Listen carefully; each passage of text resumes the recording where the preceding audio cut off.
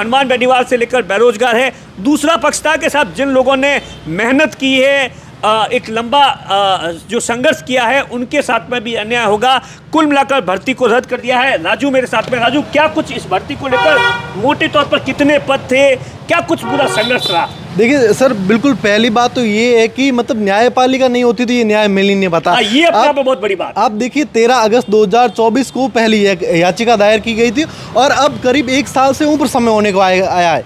और करीब आप देखिए 4 महीने से हनुमान बेनीवाल भी धरने पर बैठे थे और आखिरकार है जो न्याय मिल ही गया और भर्ती रद्द हो गई। आप देखिए सर, शुरुआत में इसमें जो पद है वो थे 859 पद जिन्होंने जो सेलेक्ट हुए थे और उसमें आप देखिए टोटल आवेदन हुए थे, इसमें 8 लाख के आसपास आवेदन किए गए थे और उसमें आप देखिए 3 लाख के आसपास 3,80,000 परीक्षा दी थी और 20,000 लोग फिजिकली सेलेक्ट हुए थे।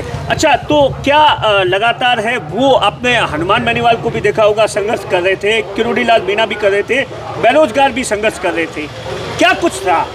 देखिए हनुमान बेनीवाल से पहले तो किरोड़ी लाल मीणा मैदान में इसको लेकर उतर ही गए थे, रद्द को लेकर उतर गए थे, छात्रों के साथ ही थे। लेकिन पिछले 4 महीनों की बात करें तो हनुमान बेनीवाल है जो एकदम सड़क से लगाकर संसद तक जमे हुए थे हर जगह पर कि इस भर्ती को रद्द करवा कर ही मानेंगे। और उसके साथ दूसरी तरफ है जो याचिका भी दायर की गई थी, तो कहीं न कहीं आप देखिए दोनों का सपोर्ट रहा है इसमें, कहीं न कहीं अभ्यर्थियों को देखा जाए तो। अब आप देखिए जो हाईकोर्ट के अंदर जो फैसला जो आया है उसके अंदर एक टिप्पणी की गई है। अब देखिए जब से मुझे अभी भी याद है कि राजू SIT बनी थी बीजेपी की सरकार के अंदर, VK सिंह थे, मतलब VK सिंह से लोगों को इतनी उम्मीदें थी। और आप सोचिए VK सिंह जब कोर्ट के अंदर अपने बयान दर्ज करने के लिए, तो उन्होंने सीधे तौर पर कहा था कि साहब इस भर्ती के अंदर बड़े तौर पर फर्जीवाड़ा हुआ है और बाकायदा VK सिंह ने इस मामले से जुड़े करीबन 54 अभ्यर्थियों को है वो जो ट्रेनिंग कर रहे थे वहाँ से उठाया और 100 के आसपास बाकी लोगों को भी उठाया था।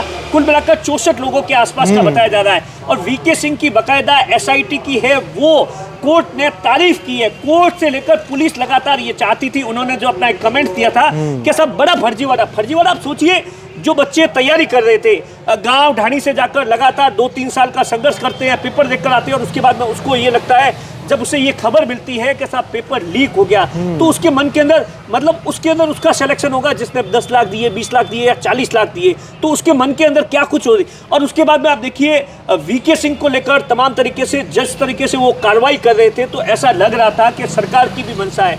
लेकिन जब सरकार ने फाइनली कोर्ट ने सरकार से पूछा कि साहब इस भर्ती के ऊपर सरकार क्या सोचती है, तो सरकार का कहना था कि साहब दरअसल सरकार की ये मंशा नहीं थी कि साहब इस भर्ती को रद्द किया जाए। सरकार ने ऐसे बहुत सारे तर्क दिए कि जिन लोगों ने पढ़ाई की है उनके साथ में अन्याय हो जाएगा, या हम लोग सरकार ने एक सबसे बड़ा तर्क दिया कि साहब इस मामले के अंदर है वो हम लगातार कार्रवाई कर रहे हैं और आगे भी कार्रवाई जारी रहेगी, जो भी फर्जी है उसे। लेकिन किरोड़ी लाल मीणा एक ऐसे शख्स थे जिन्होंने अशोक गहलोत सरकार के दौरान भी आप देखिए लगातार है वो इस भर्ती को लेकर ये खुलासा किया था कि साहब जो इस भर्ती के अंदर है वो 859 में से 500 के आसपास फर्जी थानेदार है, जबकि गिरफ्तार कितने हुए? 54। यानी आप सोचिए उसका 10% लोग ही गिरफ्तार हुए हैं। ऐसे में इस भर्ती को कैसे सही ठहरा सकते हैं, क्यों न रद्द किया जाए। तो इस तरीके से दबाव था, हनुमान बेनीवाल का दबाव था, किरोड़ी लाल का दबाव था, तमाम तरीके से सरकार की आखिरी के अंदर है वो मंशा नहीं थी,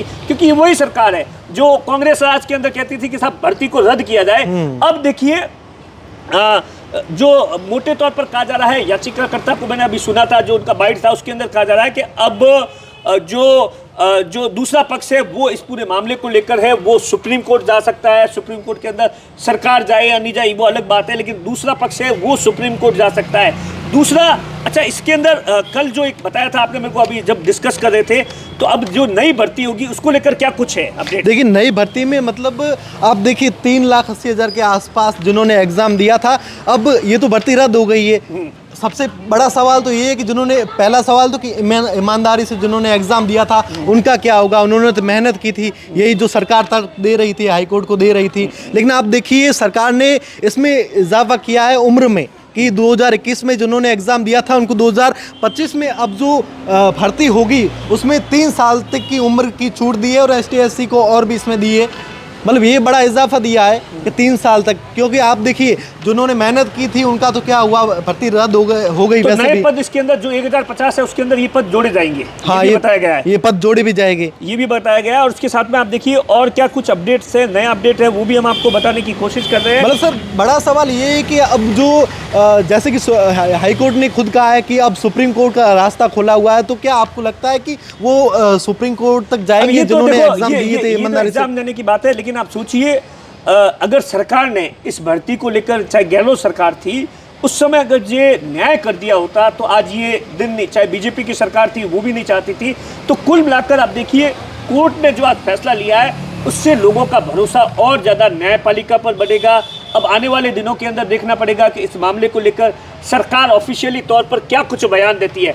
हनुमान बेनीवाल का सीधे तौर पर बयान आ गया, हनुमान बेनीवाल ने क्या कुछ कहा है वो भी हम आपको सुना देते हैं कि हनुमान बेनीवाल ने अभी ट्वीट किया है राजू, और ट्वीट कर जो जानकारी दी है जिसके अंदर हनुमान बेनीवाल सीधे तौर पर यही कहते नजर आ रहे हैं कि ये जो भर्ती है इसको लेकर हम हनुमान बेनीवाल ने क्या कुछ कहा है कि माननीय राजस्थान उच्च न्यायालय द्वारा उप निरीक्षक सब इंस्पेक्टर भर्ती परीक्षा 2021 को रद्द करने के निर्णय का स्वागत योग्य है।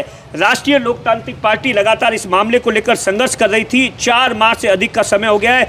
हमारा धरना इस मांग को लेकर था, शहीद स्मारक पर जारी था। आखिरकार आप देखिए अब जो मैं पढ़ रहा हूँ, आखिरकार भारतीय जनता पार्टी की घमंडी सरकार को करारा झटका लगा है। ये अपने आप में हनुमान बेनीवाल ने बहुत बड़ा तंज कसा है। प्रदेश के लाखों मेहनत कश युवा है, वो लगातार उनके हितों को लेकर हमने सड़क से संसद तक है वो संघर्ष किया। पूर्ववर्ती सरकार के समय भी लगातार पेपर माफियाओं को सड़क। सवाल ये भी है कि अब क्योंकि लगातार पेपर बहुत सारे लीक हुए थे, तमाम तरीके से जांचें भी चल रही है तमाम तरीके से, तो कुल मिलाकर आने वाले दिनों के अंदर जो पेपर माफिया हैं उन पर अब एक तरीके से दबाव बढ़ेगा और पेपर लीक करने से पहले सोचेंगे। कुल मिलाकर आप इन तमाम चीजों पर क्या कुछ सोचते हैं कमेंट बॉक्स में जरूर बताइए। नमस्कार।